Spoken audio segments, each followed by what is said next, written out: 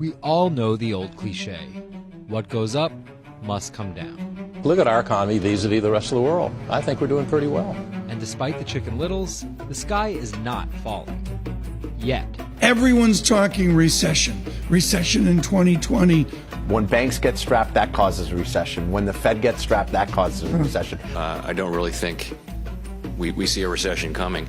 But we're Bloomberg, and we want to know what to do if a recession does come. So we asked 3 of our experts where the economy is right now and where they think it's headed. This is At What Cost.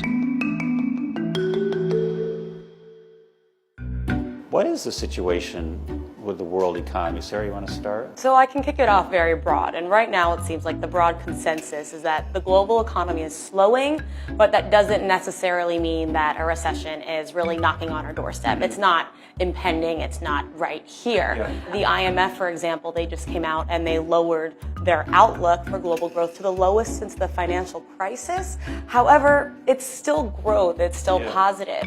If you were worried about a recession, what would you look to? I mean, what are the leading warning signs? There are a lot of people that like to try to read the tea leaves of the markets. And one indicator that is widely discussed is the yield curve. However, recently we have seen the yield curve invert. And the problem is, while yield curve inversion does typically precede a recession, no one really knows exactly how long it takes for a recession to come after the yield curve inverts.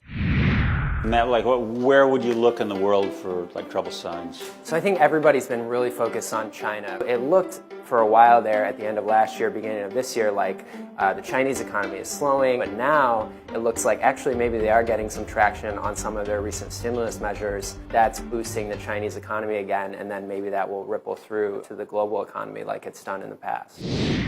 So another corner of the fixed income markets to pay attention to, something that has a lot of policymakers' attention, is the leveraged loan market. So this is very low-rated corporate debt, and it's funding typically used to fund a lot of risky speculative investment. More than 80% of new loans in this market are characterized as so-called covenant light, which gives borrowers more flexibility to flog investors when things go wrong. Another thing to look at along these lines, business investment is going to be really important to keep an eye on going forward, because it really gets back to this central notion in a capitalist economy of animal spirits. Wait, so what exactly is an animal spirit? It's a life force. It's enthusiasm, excitement, passion to make money, to thrive in business.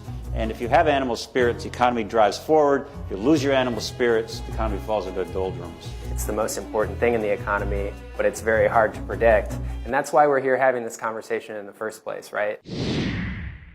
Okay, so even our team of economic experts can't tell if a recession is actually coming. So what happens if we do get hit? Obviously, the one thing it's known for, you lose your job.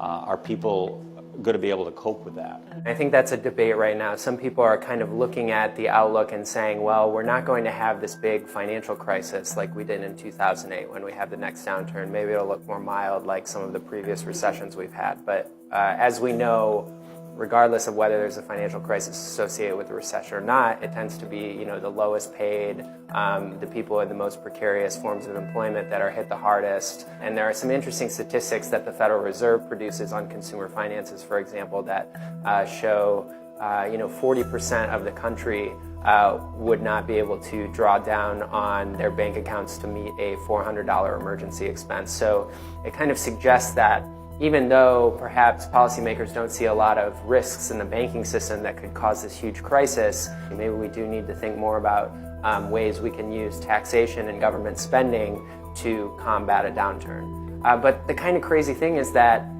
no one in the government is really talking about how we can use fiscal policy to do that, even though there seems to be a strong consensus that that's what we need to do.